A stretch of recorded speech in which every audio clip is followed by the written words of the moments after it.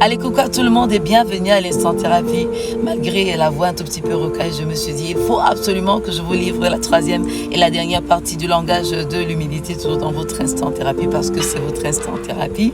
Et vivement, on croise les doigts que cette saison de pluie puisse rapidement sonner son glas avec sa série de petits bobos de santé, la toux, la grippe, le rhume, et pour qu'on puisse accueillir la saison sèche, même si on sait que la saison sèche n'est pas sans anicroche.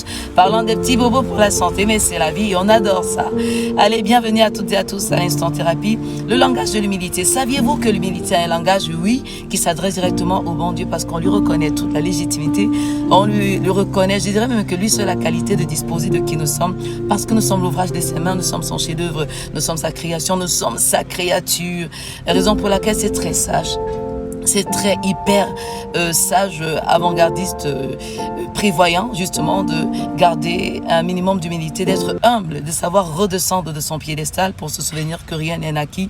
On peut être un ministre ou bien un directeur général, à peine nommé, on est démis de ses fonctions en l'espace de quelques minutes. Donc rien n'est acquis, il faut être véritablement, fondamentalement humble. Pourquoi? Parce que c'est un bouclier protecteur.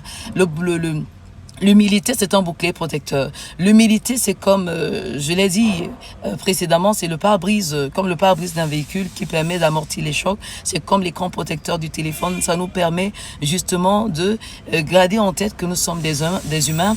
On est vulnérable et tout peut arriver parce que tout est insaisissable autour de nous. Nous n'avons la garantie de rien. Donc, il faut être humble. Et ce sera aussi l'occasion pour rappeler que la finalité n'est pas plus importante que le moyen. Je m'explique. La finalité n'est pas plus importante que le moyen parce que, je prends un exemple, comment est-ce qu'on a une voiture est plus important que la voiture elle-même. Ça sert à rien de se compromettre pour très peu de choses parce que la gloire ne nous rassure rien, la notoriété ne nous rassure rien, en plus qu'on sait que la célébrité a son revers.